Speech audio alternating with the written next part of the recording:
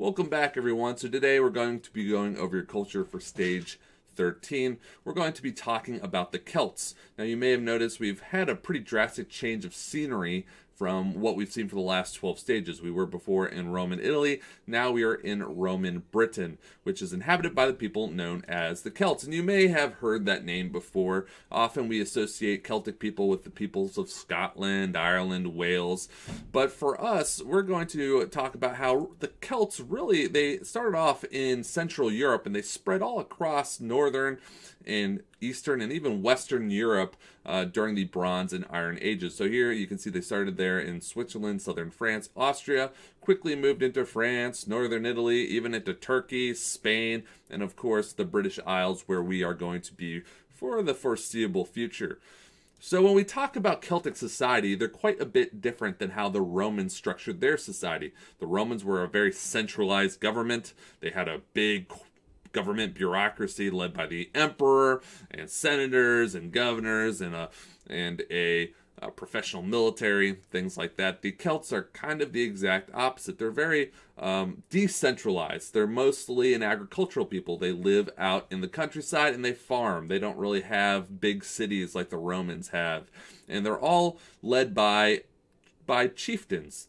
Tribal societies, usually the people within them, would only know their local village and the chieftain that ruled over them. And it was structured in a very military society. So the chieftain was head of a kind of warrior caste that ruled over an agricultural peasant population.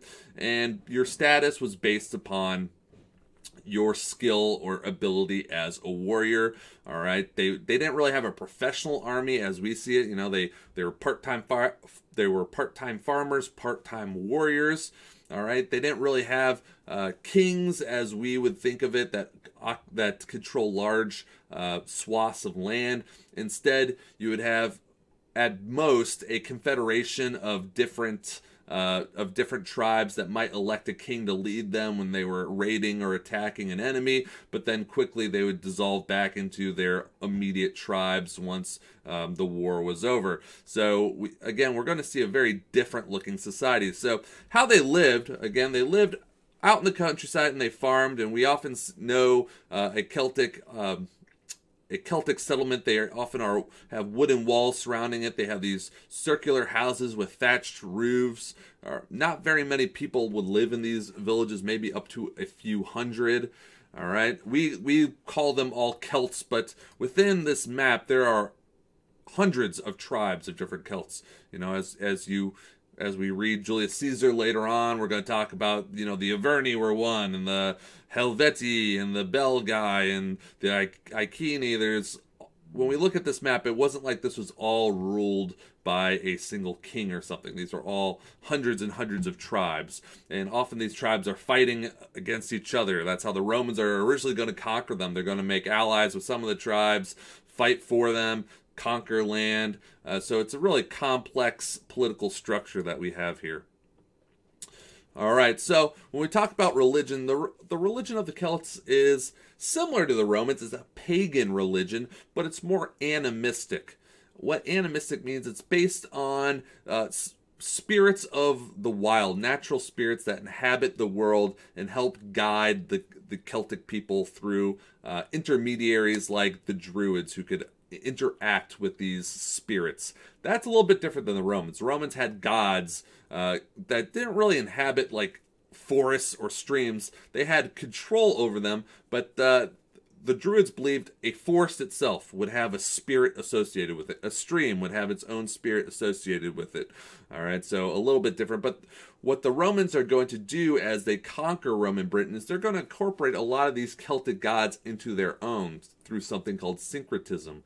All right, so we're going to see gods like Sulis Minerva, which is a combination of a Celtic god and a Roman god. But as I said, the Celtic religion before the Romans was led by a druid. All right, oftentimes Oftentimes these druids, they didn't have temples like the Romans did. They would actually worship out in nature, often in groves and forests. So they like to have very natural surroundings. And not only were these guys kind of religious intermediaries, they did all the same things that Roman priests did. They would try and predict the future through animal sacrifices and looking at entrails, things like that. But they also kind of had some judicial abilities too. They were often older, wise men. So they were seen as kind of the elders of a settlement, and they would act as judges, often clearing up disputes between people in a settlement. And they're also kind of like the historians. They kept the knowledge of the tribe, the history of the tribe. They were responsible for keeping that. We don't have any written record from these Celts. They didn't have any written. It was all oral. It was all oral. They're not like we know a little bit about the Germanic traditions from, Norse runes, but we don't really have any of the writing of the Celts. Continuing with Celtic religion, one thing that, and we're not too sure about this, but one way that the Celts differed from the Romans is they performed human sacrifices, something that the Romans really frowned upon. Now, we got to be careful, because oftentimes the Romans use this as like a slanderous rumor to justify attacking and invading people. They often say that, oh, we had to attack them. They're killing babies, they're sacrificing humans. It was the right thing to do to occupy them. So we're not completely sure, because this was, again, written by the conquerors. But from what we gather, they did have some pretty unusual practices, like after a raid or a battle, they would take all the prisoners that they captured, and they made a big wicker effigy, a big wicker statue, and they'd stuff the captives into the statue, then set it aflame, and dedicate the death of their victims to their god of choice. We do know, however, that they were headhunters, which is something that's interesting. So in the houses of a Celt, you would see along the doorway little alcoves with skulls put in it, and those were the skulls of the people that warrior had killed. So it was seen that these skulls would give you power. You would kind of inherit some of the warrior ability of the person that you killed. So we do know that they're headhunters, but we don't have really exact evidence other than what the Romans told us about their sacrificing of humans. So the Romans looked at them as very barbaric in their religious practices. They were kind of shocked by it, because it was different. It was pagan, but it was more nature-based, more animistic.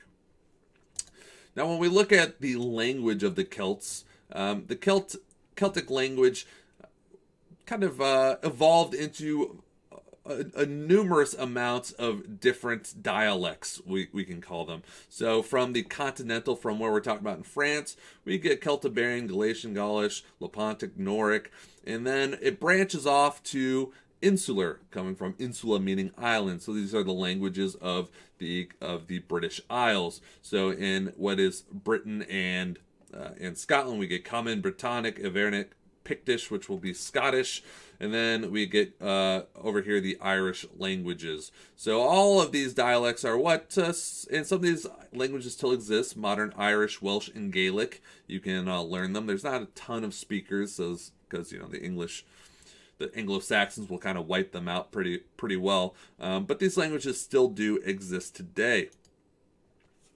And even though the Romans called these guys barbarians, basically a Roman legionary is a copy of a Celtic warrior. So when the Romans first encounter the Celts, and it's pretty early, it's like 4th century BC, they encounter the Celts of northern Italy, and the Celts wipe the floor with them.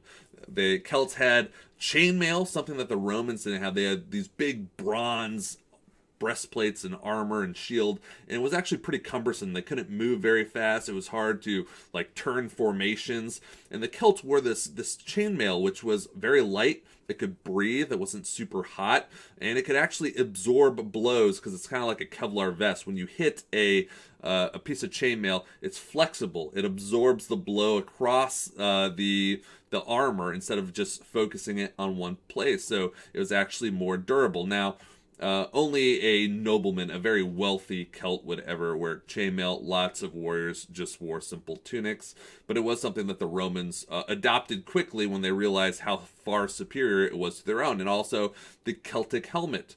Romans wore these great big helmets, the Greek-style helmets that basically you had no peripheral vision. You couldn't look out of. And so again, as they got beaten down by the Celts in a few battles, they adopted their helmet. And the Roman shield is also a variation of the Celtic shield. They realized that this shield was far superior than their circular shields. It covered from their shin to their neck. It was also a bit curved, so it could deflect arrows and things.